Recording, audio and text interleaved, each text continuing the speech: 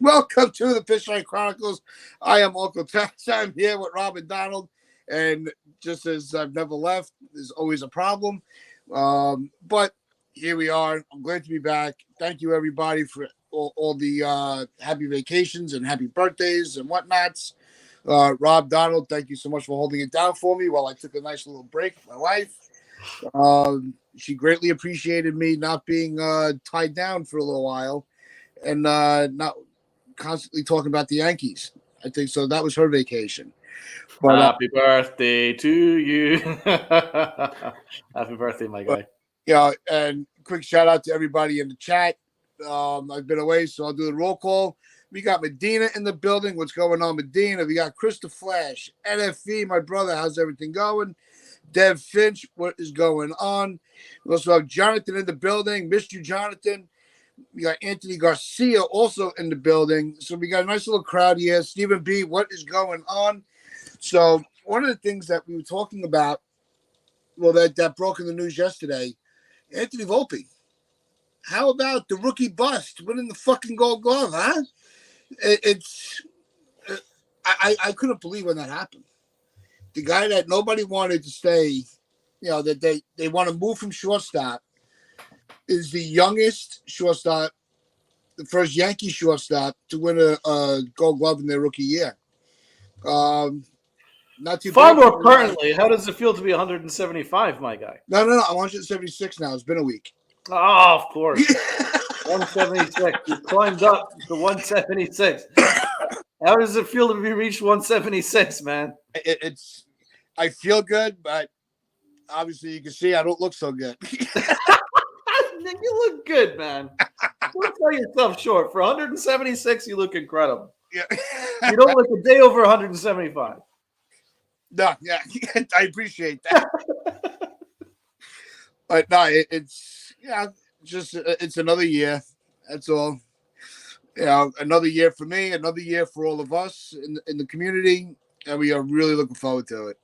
But let's. Are you surprised? Were you surprised that Volpe actually did win the Gold Glove awarded by Rawlings? No. If you look at his numbers, like if you look at the analytics, he was actually better than Correa and Seager. He also played more games. I think that played a big part of it. Yeah.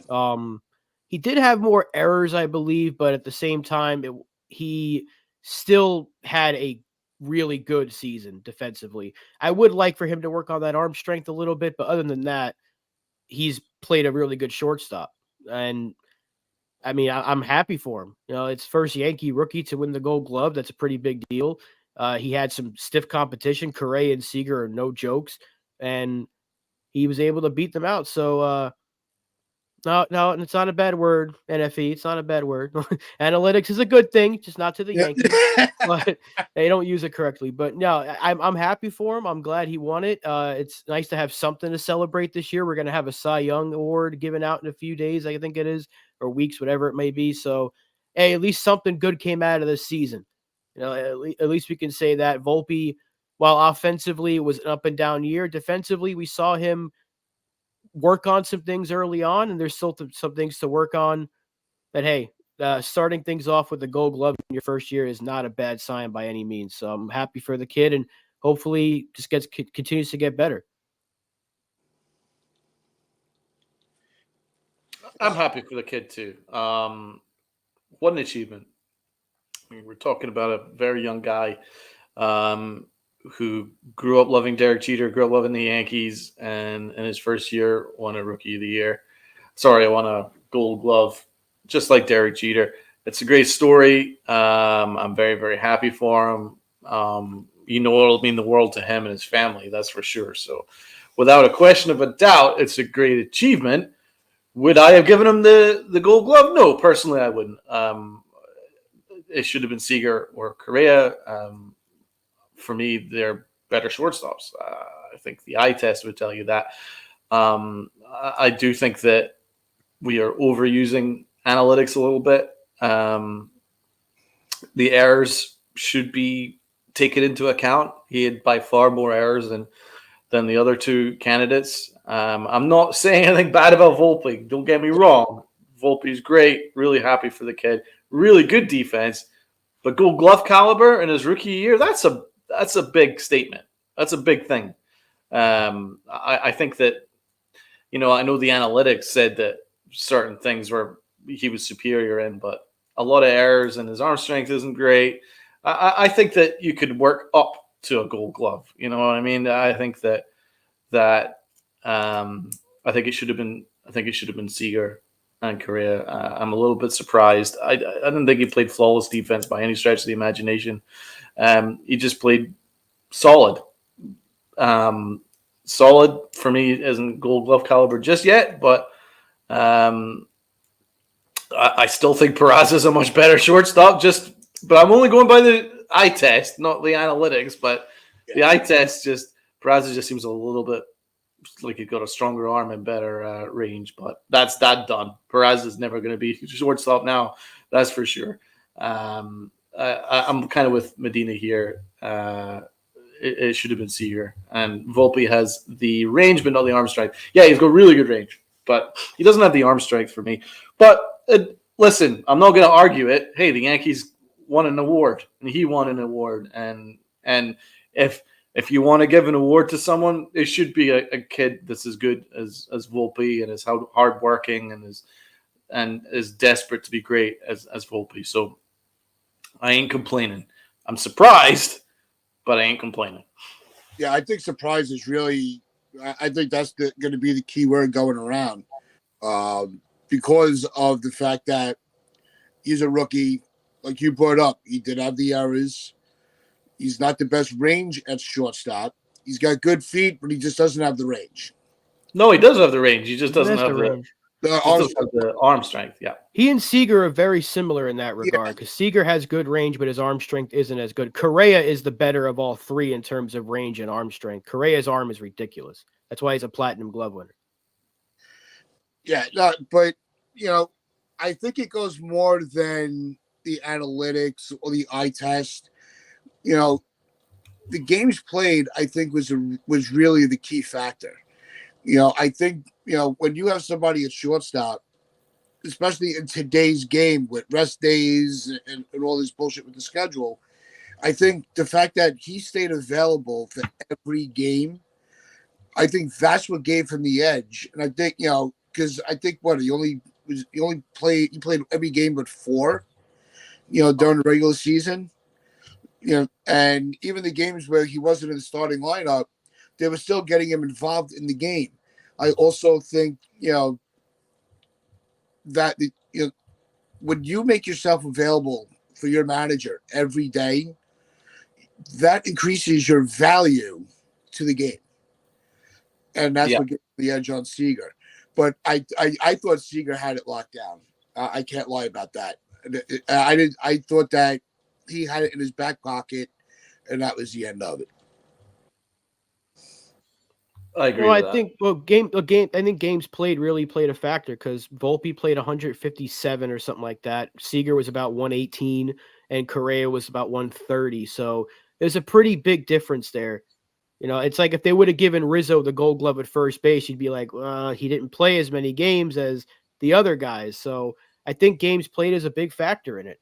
And look, I'm not trying to take anything away from Seager and Correa. I think they both could have easily have won the award, but that's why I'm not surprised Volpe got it because of the availability. He was there every single day. And, Seager had to deal with injuries. So did Correa. I think that hurt them in the voting. If they both played 150 something games, they probably would have gone to Seager, or it could have gone to Correa as well. It could have been either one of those three, but I think games played. Also, you look at defensive runs saved. Volpe was the clear winner there. That's what they go off of now. They don't go off of fielding percentage and errors, and that's really it. They look at defensive run saved. They look at outs above average, and Volpe was better than both of them actually in that regard. So you take that into account. His games played. To me, that's why I think it wasn't a surprise. I'm not saying anyone should be. I'm not saying anyone's wrong for being surprised because I could have easily seen that gone to Seager. But you look at about a 40 or 30 game difference of games played. That's a pretty big number there. I'm looking at the errors. Correa had 6 errors at shortstop. Seager had 8, and Volpe, fourth most among shortstops in baseball with 17. Double the errors. Volpe's fielding percentage is what? 97, while Seager's was, let's get that to 981. And then of course Correa. Let's see, Correa's 987. So I'm a little. I'm not even a little. I'm very surprised. He's got double the errors, and he's got a worse fielding percentage than those two. Isn't it kind of hard to claim that he should be winning the Gold Glove with that?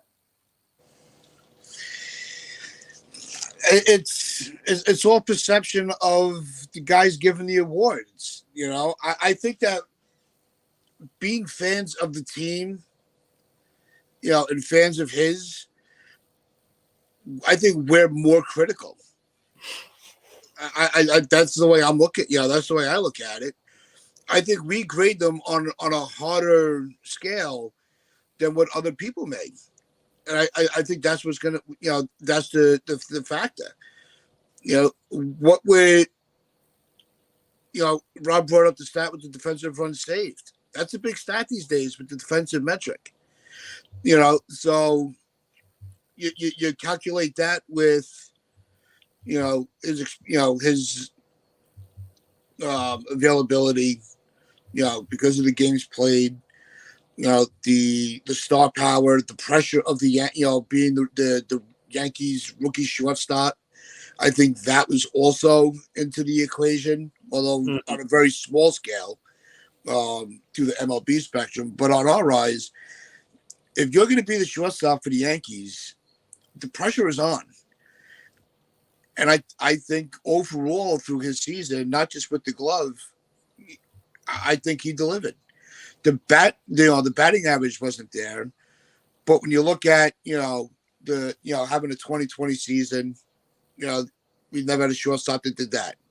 You know, so he had a lot of firsts for the Yankees and for rookies that we really haven't taken into account on why they are awarding this kid.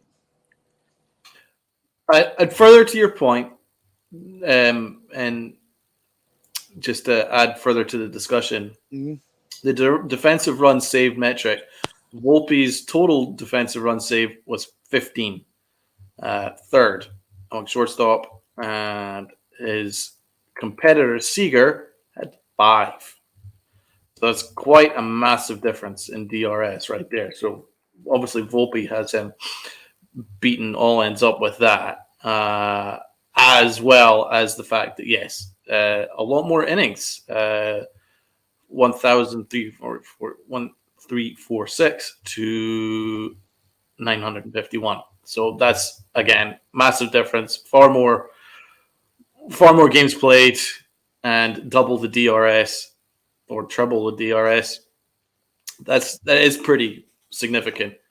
So there's arguments both sides. Obviously, the advanced analytics are very much in favor of Volpe, and I guess the more straight up metrics like errors and fielding percentage is very much in the other favor. So just depends on which way you want to look at it. Well, I mean, think about this: who won the Gold Glove last year in the American League? At shortstop? Yeah, Jeremy Pena. How many errors did he have? How many?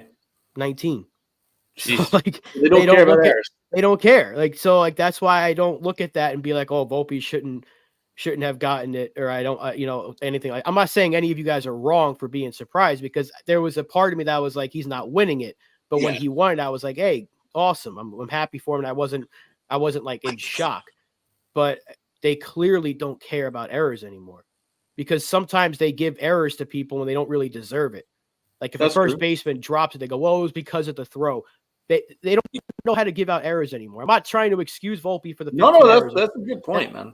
That's a big stat. Like, you don't want the guy to have that many errors, but when the guy last year had 19 and was it 963 fielding percentage, Volpe was better than last year's Wow. Gold Glove winner. So I'm going to look at that. That's a horrendous fielding percentage. Right. So again, they're not looking at that. They're looking at defensive runs saved. They're looking at outs above average. They're looking at the UZRs and the arm strength metric and things like that. Volpe's range, if you look at the Savant page, Volpe and Seager, very similar in their range and arm strength. They're very, very similar. So I look at that. I look at last year's winner. That's why I wasn't surprised that Volpe won it. I was like, all right, it makes sense. And I think it's pretty special that I think it's been back-to-back years that a rookie's won the award. So that's pretty cool. Yeah, and another metric here. I'm looking at the website fieldingbible.com for anyone who's want to check this out themselves. Volpe in the range of air range and throwing runs saved, Volpe's third with 15, and again Seager is 14th with 3. So. Yeah, I guess it is actually kind of clear that in these metrics, Volpe is beating him all ends up, not just double but triple the numbers in terms of DRS and that metric as well. So hey, that's what they're looking at now. It's a new era, but that's what these stats are there for. Yeah. So. It's hard to argue, man. It's hard to argue with a 15 DRS to 5. So actually, maybe it is hard to argue that Seager should have won it.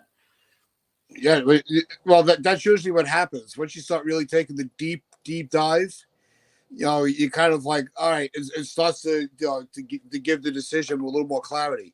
Yeah. I want to real quick because we were talking about the errors, and it made me think of this. Are they treating errors these days maybe like the strikeout? Where it's really, they don't think of it as that big of a deal. Yes, I was thinking that actually. That's a really good point. Maybe. Because errors used to be, it get booed off the field. Now, we used to think, strikeouts as the years go on are kind of just accepted in the game. I think, and it's unfortunate. I'm not championing for it, but it's almost like the era is going, is starting to run parallel with the way we look at the strikeout, where it's really, all right, it happens. It's not, mistakes are made.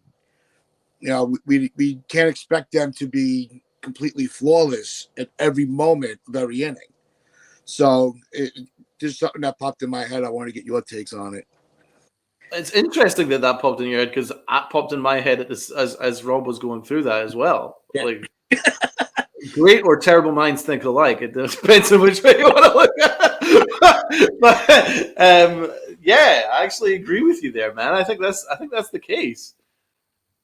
Yeah, Steve agrees with me, but the true test will be later when Brad watches the playback. Because I'm sure he'll have something to say, especially if we agree with each other. But but we love Brad all the same. All right. There's a comment that was put up earlier. I think it was from Chris the Flash. Let's switch gears a little bit. This next topic's going to take a little while. But what are our predictions of who's going to be the free agent signed? Well, we had originally planned before Volpe was announced, we had our top 5. We do this every offseason. We have our top free agents that we want to do. So why don't we just go around and we'll give up our top 5 lists. This is not trade candidates. This is simply free agency, right? Only trades. Yep. Only free agents. The trades will do it. So like Rob was pointing out, one of the things that we've done over the last, since the beginning of the show, since inception, as the offseason kicks off, we go around and we list our top 5 free agents that we want, not necessarily, and sometimes you'd be surprised of who's on each other's lists. Now, I will say we don't know each other's list. This is the fun part. We don't know who we're going to name. And then we'll have another show where we'll go over who we think they should trade for.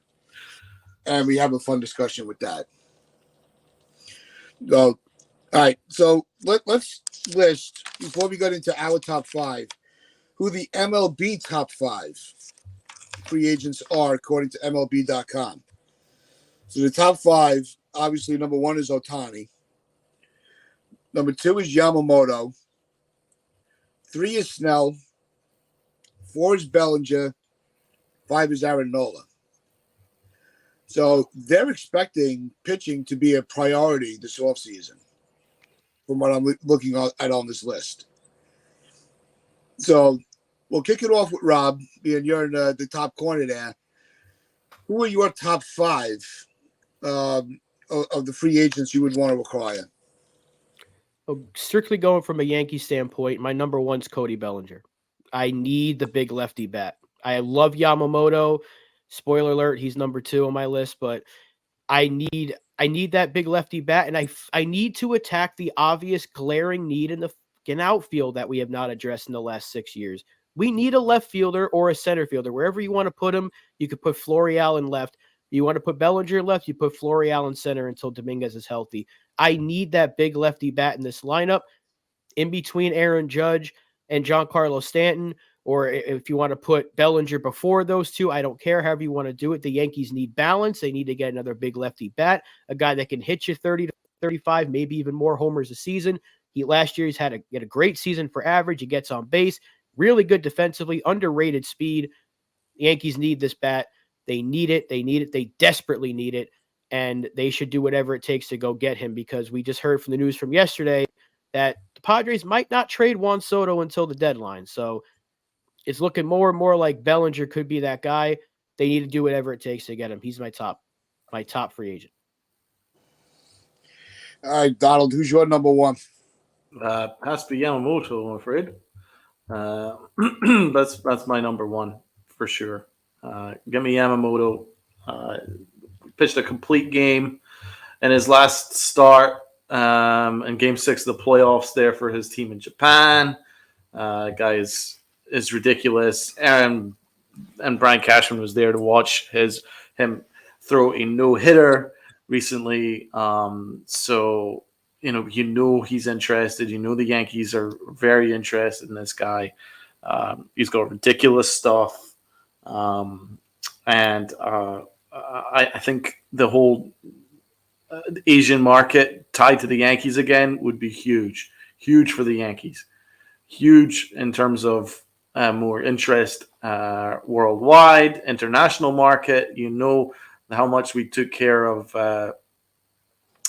Tanaka and all these dudes. So I just think that with Matsui and things like that, I just think that with that Asian market tied to the Yankees again, that would be great. And not just that, people coming from Japan are really good now, really good, and very few struggle. Now it's like almost like a certainty that they're going to be really, really good to some extent. So I think it's kind of a no-brainer for the Yankees. I think they need to go and make that happen. Get me Yamamoto, number 1. Yeah, I actually am the tiebreaker with Yamamoto. I think, and the reason I really thought about switching him in my number 2 pick with the Soto news coming out of San Diego, but we need to really emphasize, along with the outfield stability, we need to make sure that we also secure our starting rotation. Rodon is uncertain. Severino hopefully will not get the qualifying offer. Herman is gone. They let him go. So the starting pitching, to me, slipped up the priority notch. And I have Yamamoto as the starting pitcher for my number 1 because Hal and Cashman need to show that big dick energy and just make that splash. They need to be able to flex and say, we're still the Yankees. Yamamoto is that guy that starts that conversation. So that would be my number 1 pick. All right. So we'll go back the other way. I'll give out my number 2. We'll go to Donald, and then we'll get Rob if he's back on screen. My camera's just acting up. I'm still okay. Here. I got you, Rob. So my number 2 is Bellinger. Now I have Bellinger as my second priority left field, lefty bat, can also play first base. With the uncertainty of Rizzo, the uncertainty of LeMahieu, on what their next season's going to be, we'll have a secure left fielder. If we're able to make other moves, he's also available to play first base. But that lefty bat is the clinching factor. That's got to be, they got to get more left-handed. So that's why I have Bellinger and he's also very experienced with the pressure. So I have Bellinger as my number 2. Donald, who's your number 2? I also have Bellinger as my number 2. Bellinger posted 26 homers, 97 RBIs in 130 games. His age of 28 years old doesn't scare me at all. That's actually the kind of age that we should be looking for in free agency. He did have a disappointing 21 and 22 season, so that is something to pay attention to. But that lefty bat, that power for Yankee Stadium, the fact that he can play first base or center field or left field, it works. It really works. Decent slash line in Chicago, 307, 356, 525. All good numbers. Give me Cody Bellinger. I think he'd be perfect. We definitely need some power from the left side. He provides that, and he's also an outfielder. Go figure. So yeah, give me Bellinger number 2. Rob? Yamamoto is my number 2. It's pretty clear cut who the top 2 choices should be.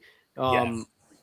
Look, this guy's good. He's really good. The Yankees are scouting him for a reason. They want him, but so do a lot of other teams. He's going to cost a lot of money. He might get $30 million. Some people are thinking this is a guy. This is a guy who's going to get paid, and for good reason. He's only 25, 26, something like that. So he's not coming to the States after like a 15-year career in Japan. He's going to be here for a while. And if we've seen anything from learning from guys like Senga coming in, Tanaka, the leap from Japanese baseball to the U.S. isn't that much of a leap anymore. They come over here, they have success almost immediately. So I would love to add this guy to our rotation. And if there's a way you can get both Bellinger and Yamamoto, you go do it. I think the Yankees can absolutely fit the both of them into this payroll. They just got to be a little creative now. Creative and Brian Cashman goes together like lamb and tuna fish. That's a Big Daddy reference if anyone hasn't seen that movie. But we'll see. I was going to say, can I quote you on that? That's genius.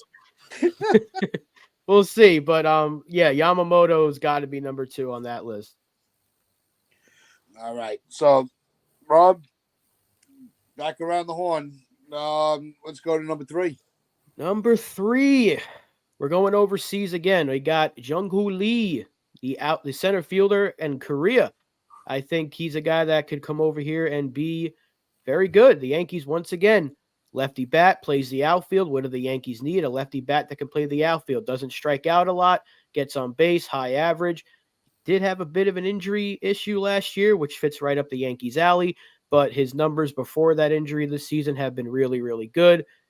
He would be a really good fit. He's probably the second best outfielder. Well, I'm not going to include Ohtani in any of these things because he's an anomaly. He's just a player, but a really damn good player. But I think Lee would be a really good fit. If teams that don't get Bellinger, they're all going to be on Lee. So I think the Yankees should be looking at him as well if they don't get Bellinger or Soto. I think that Lee would be a very good fit here. All right, Donald. All right. I'm going to change things up a little bit. And I am going to go with Josh Hader to be my closer. 30 years old, left-handed pitcher. Here's the reasons for it. We need a closer. We need a closer, people, and he's the best closer on the market. Much better than David Robertson and Craig Kimbrell. Plus, he's 5 years younger than both of them. Here's the big thing. Posted a 128 ERA in 61 appearances in 2023, ranking in the 97th percentile in strikeout percentage, hard hit percentage, ERA, XBA. So he's in the 97th percentile in a ton of metrics. 1.28 ERA is the best closer on the market. What a difference that would make for the Yankees if they could have a lockdown closer that they know. That means that if you have Garrett Cole can go 7 innings, and then you got him in the 9th inning, you just need to worry about 1 inning in the 8th. I mean, that makes a huge difference. Huge difference. I'm definitely on board with that idea, and it looks like LI Yankee King is on my wavelength too. Give me Josh Hader ASAP, please. So my number 3 is actually going back to the starting rotation. I want to try to get Snell. I think where he can have that, that 4th spot, in the rotation, the veteran presence, to work with, guys like King and Schmidt and some of those guys.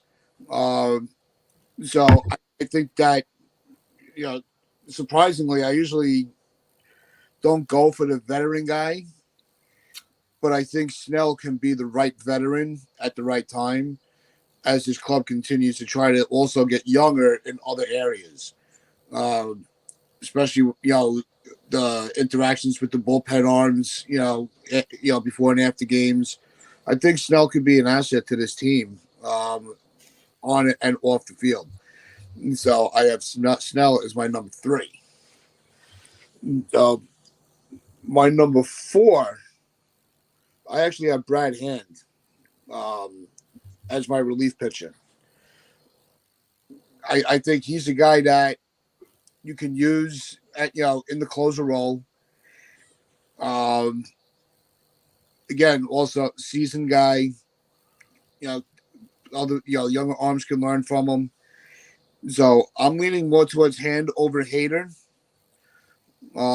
Just because if you have to use Hader in a 4-out save, it's we already heard the temper tantrum. And he's a 9th inning guy. I don't want that ego to kind of tarnish anything in the locker room. So I think Hand would be a guy that can really keep it together and keep everybody, on the same page. He's not the flashy guy, but with our bullpen, it's been a strength. And we've had these, we've been able to have more up years than down years with our bullpen rotation. So I think that you could probably get him more on a cheaper level and utilize some money elsewhere, because you're not signing him just to specifically be the closer, just a guy that you can use in that role if other guys are not up to par for it. So that's why I went with Brad Hand as my number 4. Donald? All right. I am going to go for third baseman, Matt Chapman. I want to look into him. I know it changes things up a little bit, but he's got phenomenal defense at the hot corner.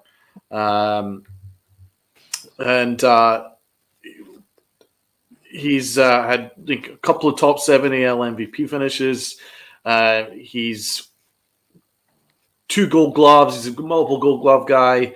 Again, he's someone whose production dipped in 21 and 22, just like Bellinger, but came back and reestablished himself this year. He's still got power. He's always hitting 27 plus home runs. And what I like is his on base percentage shot up. His 330 on base percentage is his highest in like 4 or 5 years, I believe.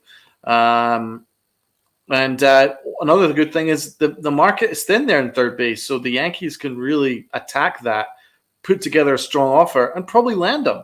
And now you've really sorted out the middle of our batting order, which has been just so short of decent power. We thought that was going to be what I never thought that. Brian Cashman thought that is what Josh Donaldson was going to be. So I like power coming from third base. I don't know what that means for Peraza. Maybe you move him to second and you trade Volpe, something like that. But I quite like Matt Chapman in there. And that would really, those three guys for me, it's going to be expensive. But if you add like a Bellinger, Yamamoto, and Matt Chapman, you've sorted out our offense and you've sorted out our starting pitching. And then you add Bader as well. You've got your closer as well. It's very expensive, but the Yankees have that money. They do. They can afford to pay it. And with those four guys, the Yankees have turned their team around and could very, very easily compete for a World Series with that team. Rob? My number 4 is Yuki Matsui. I'm staying overseas, man. I'm not looking at all these American free agents. I want the Yankees to go international, baby. Yuki Matsui, the Yankees need a closer. He's a closer. He comes from Rakuten Golden Eagles. He's got a little ties to our good friend Masahiro Tanaka. The last 3 years, he has 24, 32, and 39 saves. An ERA of the last 3 years, a .63, 1.92, and a 1.57. Yankees need a closer. Yankees need another lefty in that bullpen. Matsui can come over here and probably do that for us. And he's not one of the guys that's getting looked at a lot in terms of big money free agents. I think they can get him for a pretty reasonable price. It'd be less than Hader. I wouldn't be opposed to Hader by any means, but he's going to get a lot of money. The Yankees already tried that with Chapman, and it fell flat on its face. So we'll see if they do that again. I don't think they will. If they want to go with the international market and stay in that market, the Yankees could do a really good thing. Get Matsui over here. Plus the name, man, Matsui. I would love to have another Matsui in the Yankees. So I would really, really like for him to be the Yankee closer next year. And like Donald said when he was talking about Hader, we need one. We really do. As good as our bullpen is, we don't have a ninth inning guy. If we can get someone to lock down inning number 9, we need it desperately. So if that's Matsui or if that's Hader, please get someone. I need a closer. I really do. Yeah, no, I think that was one thing we did agree with our lists was the emphasis on left field and the closing role. But yeah. So Donald? All right. So I'm a big fan of Lourdes Gurriel. I think he is excellent. If we wanted to go a different direction for the outfield rather than Bellinger, then you could add Gurriel. I really like him. He's a perennial guy that hits well, has power, decent outfielder, but he is not my choice. I'm going to go with the dude who I've always been a fan of, and I've always been a fan of in the podcast since day one, and that is Mr. Witt himself, Whit Merrifield, infielder / outfielder, can play everywhere. I know he's old, but dude, still hits, man. 11 home runs, 67 RBIs, and 26 stolen bases. Ranking the top 20% of the league in strikeout percentage and sprint speed. So he's still got the speed. He doesn't strike out. All the kind of things that I like. What did we say a couple of years ago? Oh, we need more DJ LeMahieu's. Well, we got another one right there, Whit Merrifield. And contact guy, speedy guy, can play everywhere, and at a high clip. So I think that's an option. It sounds crazy. I know he's old, but he probably won't demand to play every day. But you got someone who's versatile and is a proven guy that has been there, done that. Now, he can't be the only signing. It would need to be in accordance with the other names that I've mentioned, but it's an outside candidate. Yeah, my fifth is kind of the wild card too. And I actually have Candelario. I think you can get him as your like a backup utility type of guy. I think you can get him cheap.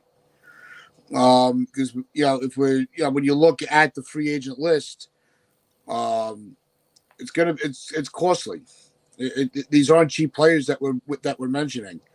But I have Candelario along the same reason why I want Bellinger to also have the ability for first base it is the uncertainty of LeMahieu and Rizzo. What will they come back as? If I had the opportunity to sign somebody like Jaime Candelario on the cheap to have that security blanket, I think the Yankees would be smart to do it. Yes, between him and Chapman, a lot of people are going to like Candelario. I do think third base is a need, man. I really do. I think power is a need. It's really important that we add more power. And you look at our offense. There's very few positions where you can automatically just go right. We can upgrade here and add certain amount of 25 plus, 30 plus home run power, and third base is one of them. So I would say Candelario / Chapman is an opportunity.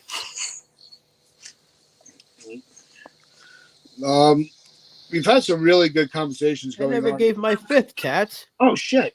You're just skipping over me there. I said, no, I know my camera's not working, but don't forget. Out of sight, out of mind. Give him a break. He's 176, man. Come on. Now he's 178 now, but no,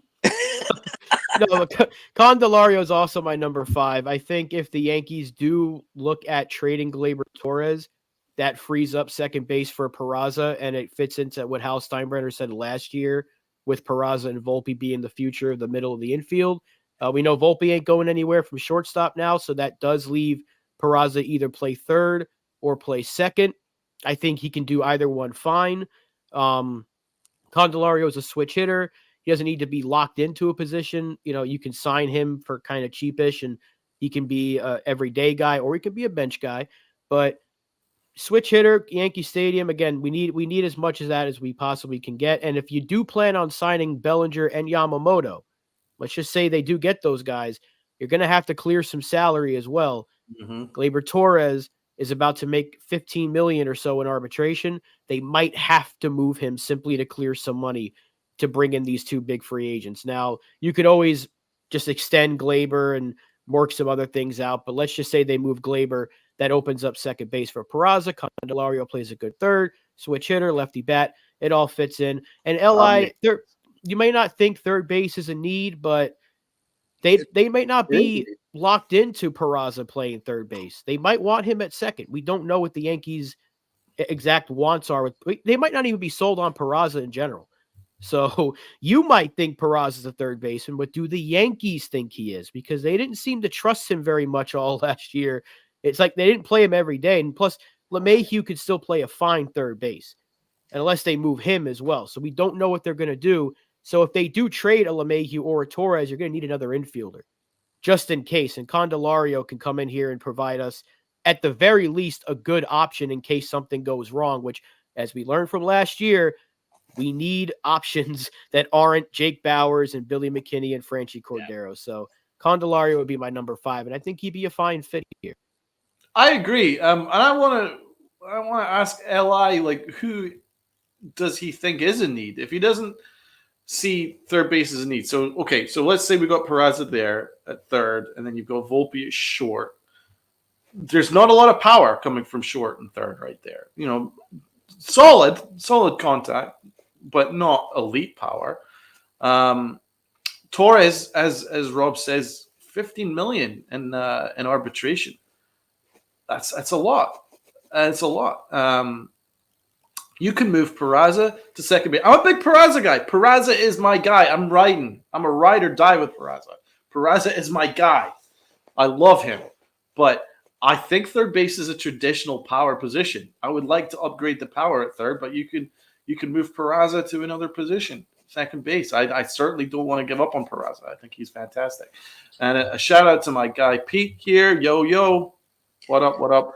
Big shout out to Pete, man. Pete has been flying the flag for the Yankees, man, working incredibly hard for us every day, doing great work. So big salute. So the whole thing with third base not being a need, I just want to throw my 2 cents into this, right? And it's gonna tie into what we were talking about to start the show with Volpe. Half of you aren't even sold that Volpe is going to be a formidable shortstop, that we might need to move him. And Donald, you've been a fan of moving Peraza to short. because he's you think he'll be there better Better on. defensively at shortstop and move Volpe to second. Well, then who the hell's playing third? You need. That's why I purposely use that phrase security blanket. When it comes to signing somebody like Candelario, we don't know the health of some of these guys that are getting older.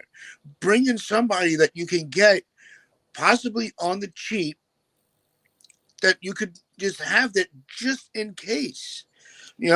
I think that would also be somebody like Merrifield. He's a little bit older, but still very highly durable. So 26 stolen bases. I like speed and I like contact. And they're trying to include more speed into the roster. I think that was very apparent this year. So, it's until we see the finished product of some of these some of these guys getting called up. There's no lock. You don't know what there's no certainties yet. We don't know what Volpe's sophomore year is going to be. We don't we don't know what they're doing with a lot of the because we still haven't broken down what our trades would be. So who knows? After it all you'll learn that lie. In some of years, all these lists that we're putting out at the end when we break when we get everything broken down, you'll see how everything does tie in, and it makes our craziness make sense. Well, what is crazy is the discussion in our chat that the idea that they're going to even move Volpe off shortstop. Now that he's won the Gold Glove, there is 0% chance he's moving. He's not going anywhere. So let's just lock it in right now. Volpe is the shortstop for now and the future. Nor should they move him. And of course, you're right, Rob. Exactly. But I'm just saying, because we've got LI saying, I mean, personally, I think Perez is a better shortstop than Volpe, but Volpe did a very good job. We already went through. He's got a 15 defensive runs saved, which was triple that of Seager. There's a reason why he won the Gold Glove. They aren't going to move him. That would be craziness and a terrible, terrible optic, and the Yankees aren't going to do that. So let's just move off that discussion. He won the Gold Glove. He's our shortstop, whether we think he's the best shortstop in the system or not. He is, right? So we got that locked in. He's shortstop, right? Now we're looking at second, and we're looking at third, and we're looking at first. Rizzo. What's happened with Rizzo? We don't know. Is his concussion okay? Is he feeling better? I think so. He seems to be doing better now, considering he was DJing the other day. So I have a pretty good feeling that he's doing okay. He's probably going to be playing first base. He's probably going to be healthy. So then that just leaves third base and second base. Peraza, I want him to play every day somewhere, but I don't think he's got the power for third base. I like power at third base. I like power on the hot corners. I like power at first, and I like power at third. It's really important for me to get power in the hot corners because you're not getting power at catcher, and you're not getting power necessarily, elite power at shortstop or second. And we've obviously got elite power right field. We don't know about Stanton's health right now, and that leaves center field and left field. We don't have a left fielder. That needs an upgrade. So, yes, these are the positions where we can upgrade the power. What's the big problem with the Yankees right now? They were They were second worst in baseball in hits, and with the Oakland A's, for crying out loud, they need to upgrade the offense. So where are they going to upgrade the offense? You need to be open to all opportunities right here. Chapman, Candelario in the hot corners. Keep an eye out on that. I think you need to upgrade these positions. It's and Jonathan, I think he puts the exclamation point on it. And we said it. We need lefties in that lineup. They have to go back to when they started constructing these lineups to the dimensions of the stadium.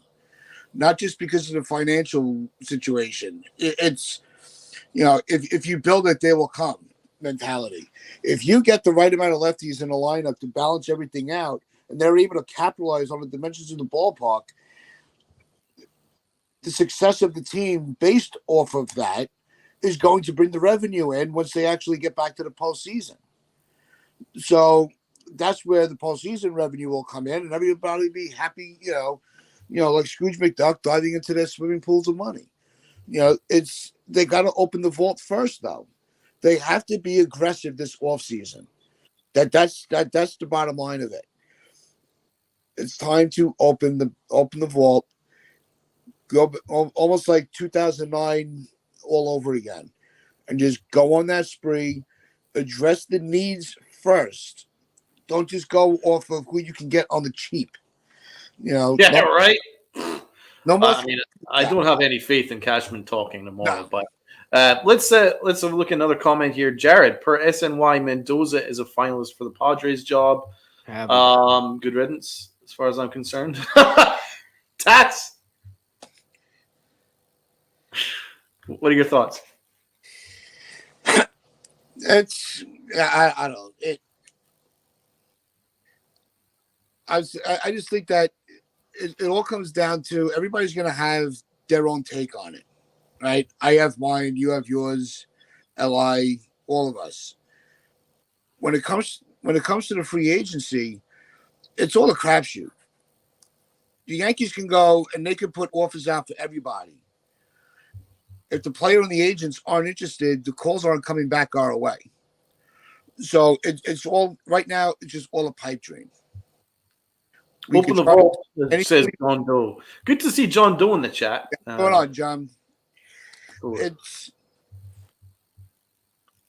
just time to spend, and it's time to like I said, after the Yankees got eliminated from all contention, this offseason is probably the most important offseason for Hal and Brian.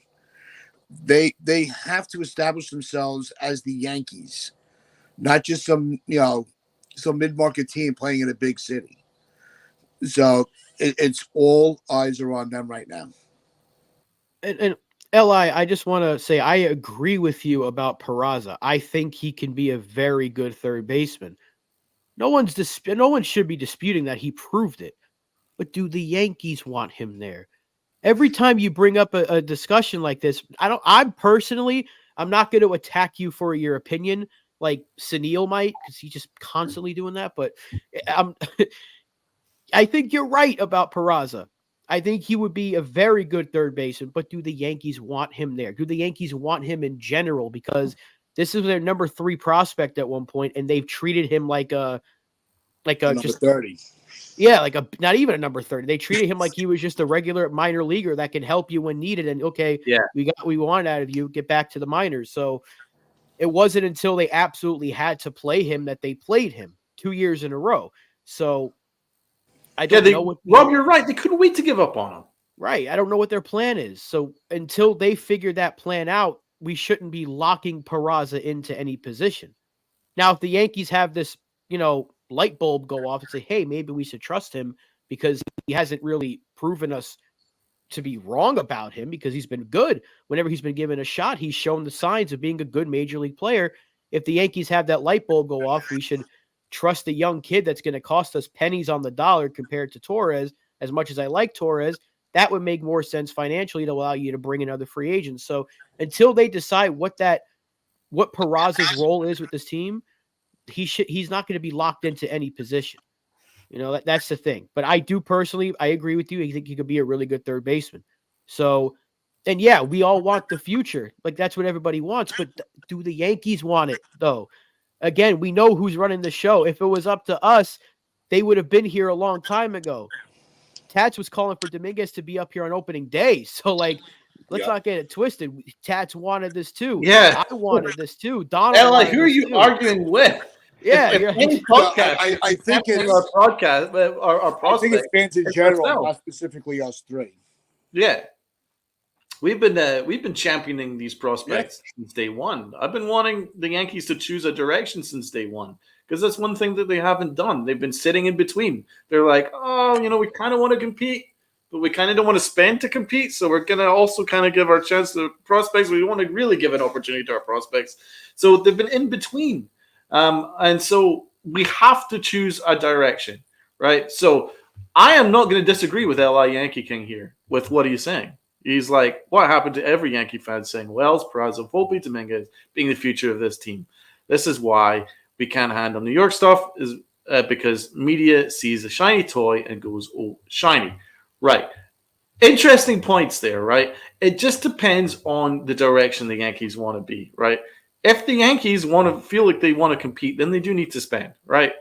If the Yankees feel like they can compete for a championship within the year or two window, remember they've got Garrett Cole, remember they've got Aaron Judge. We don't really have the liberty to just go, all right, let's just ride it out with these kids and see what happens. Aaron Judge is not going to accept that, man. I mean, he is in his prime, right? He turned down going to California to quote unquote win now to stick with the Yankees because he felt we had the best opportunity to win a championship. He's a big advocate of our prospects too, but we also have to put a team around him and them, right? So you can still build around Dominguez in center field, right? You can still have Peraza and Volpe and Wells. You can still have that four while going after those free agents that we talked about. Wells, Peraza, Volpe, Dominguez has nothing to do with Yamamoto, right? Absolutely nothing. We can still get him. He's our starting pitcher. So what are we arguing about? We still need a closer, right? So that doesn't affect anything, right? And we've talked about third base, but you can move Peraza to second, right? So it doesn't affect Peraza either. Wells, we've not touched catcher, so Wells could easily step in and be catcher. Dominguez, there's still a spot in the outfield, right? If we upgrade one outfield position, you still got Aaron Judge, and that still leaves Dominguez. But remember, Dominguez is probably not going to be healthy till June, July, and even then, you probably want him to take his time and be 100%. So maybe you do want a fill-in for center field. You can have Whit Merrifield play a season there until Dominguez is ready, right? 35, I know he's 35, but he gives you speed and contact and good defense. These are options. So LI, what I'm saying is you can still develop these prospects while still spending the money that we've advocated, and this is a better team, and you've still got room for those kids to grow, and you've got a better team around Aaron Judge and Garrett Cole. That's my thoughts. Rob, Uncle T, what are your thoughts? You can go even further. If you get Bellinger, he can be your left fielder or center fielder for a year, and then he can play first because Rizzo's not going to be here. And guess what? That opens up a spot for Spencer Jones because I'm going off the premise that we're not trading for Juan Soto. I just don't see it happening at this point. But guess what? That means we can continue to develop Spencer Jones as the future in center fielder left. And your outfield is Jones, Dominguez, and Judge, which I think the Yankees wanted all along. So you're still developing Jones. You're still developing Dominguez when he gets healthy. Jones when he's ready. Wells will probably have the inside track to be your starting catcher. He showed the ability to go yard towards the end of the season, so you know he's got the power. You can continue to develop Volpe, develop Peraza, whether that's second or third, we don't know yet, but there is obviously a spot. This is what teams do that want to win. They find a way to mix the youth and the free agents and the going after Bellinger. Let's just say it's Bellinger, Yamamoto. I'll pick three from my list. Bellinger, Yamamoto, and Matsui. Let's say the Yankees get those three. So they get an outfielder, they get a starter, and they get the closer. None of those moves blocks a single prospect that we've been talking about. So I don't know. I know you're not arguing with us. You're arguing with like people in the Yankee fan base in general, but let's leave the Yankee fan base as a whole because some of these people on Twitter are strange. But anyway, we know the Yankees need to get the prospects here, develop them correctly, and use them correctly. But we also know the Yankees need to flash their wallets from time to time and get that shiny new toy because it helps them win. We're always in a win now mode. We're never a team that's going to say, let's take a year off, develop the kids, and get back for 2025. No, the Yankees are going to go into 2024 trying to win a championship, and that's how it should be. So Cody Bellinger doesn't prevent anything from any of those two prospects, Dominguez when he's healthy and Jones when he's ready. That does not block them. And even getting a Candelario does not block Oswald Peraza. So these are moves that should be made to help the team win. It's as simple as that. Yeah. Jonathan brings up Kevin Kiermaier. How would we compare him with Whit Merrifield? I think it should be Witt. Witt had 11 home runs, 67 RBIs, 26 stolen bases, a 272 batting average, and a 700 OPS. Kevin Kiermaier had a slightly worse batting average, 265, less home runs, 8, and just 36 RBIs. So I think Whit Merrifield's a much better option than Kevin Kiermaier. Yeah, Kiermaier was close to my list. Yeah, he almost made my fifth spot, but I don't want to try a 1-year flyer on a veteran guy, especially in the outfield. As much as he would be an insurance policy until Dominguez came back, we have Florial for that.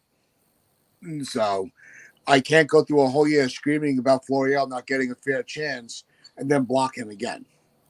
So I left Kiermaier off my list, so I didn't come off hypocritical. Now, D-Rod, my final thoughts on this whole discussion, right? D-Rod made a point of, just let the kids play. If we go under 500, so be it. He would, no complaints from him. That was what we should have done last year. That's what we were screaming for to start the 2023 campaign. Let the kids play. That's why on opening day, I wanted all the kids up. I wanted Dominguez to continue to progress on the major league level, not go to AAA. So that was the year to do it, not this coming year, because now you have Judge and Cole another year older. You cannot continue to waste these guys' years. They have to start putting the complementary pieces around the youth. That's why the dynasty was so special, because you had that blend. The Yankees don't have the blend right now. With with the guys that are available this year, these are the guys we feel can be the blend that gets us back into that, into that realm of being the top, not just a contender, the top contender in baseball. Well said. But Good point. But I mean, it all comes down who wants the money, who wants to relocate, whose wife likes the East Coast, whose wife likes the West Coast. Because we all know it. Wives have a big factor in it all. Look at Cliff Lee. But it's just fun to discuss right now. Obviously, we're going to be breaking. As players come off the board, we're going to be reshuffling what we think the Yankees should do to pivot. So it's if you guys have never spent an off season with us, you guys are in for a fun ride. But this has been, a really, really good discussion. A lot of you guys made some excellent points along with us. So we always do appreciate you guys putting your 2 cents in. What's going on, Davey? So, as we're going to be breaking things down day by day. Well, every other day by day. So, but we will be back on Wednesday. Maybe we'll dive a little bit deeper into this free agent discussion. Well, yeah, and Cashman will be talking, I believe, tomorrow. So yeah, today and tomorrow, I think I saw. So what to expect would be a whole lot of nothing, but we will break down the whole lot of nothing for you. Oh, yeah. And we're always here for it. So, and you're almost guaranteed to get another rant from me. It's almost a guarantee. Like it's coming. Every time that he speaks, I get nauseous. And so I will end up talking. So that's going to wrap things up for us today. Again, thank you, everybody in the chat. If you haven't already, hit that subscribe button. Share this video out. Hit that like button. Really helps us out. Helps the channel grow. And as I always say, wear those pinstripes of pride and play hard.